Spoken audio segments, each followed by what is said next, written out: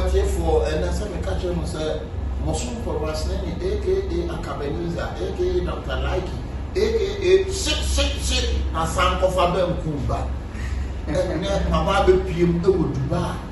My baby PM would do that. About 2 years old, you want to buy a year. I only need to buy, say you to buy echo. Meaning, I want to myself. You're calling you new. I want to come in so what's the idea? Yeah, maybe I remember every day official Dr. Nike show. Maybe I'm now actually going to Kakrana. We have more Sankofa Restuarant. Sankofa Restuarant. I want to. Hey, we have to go to Sankofa Restuarant. Okay, or Sankofa near Kukutu.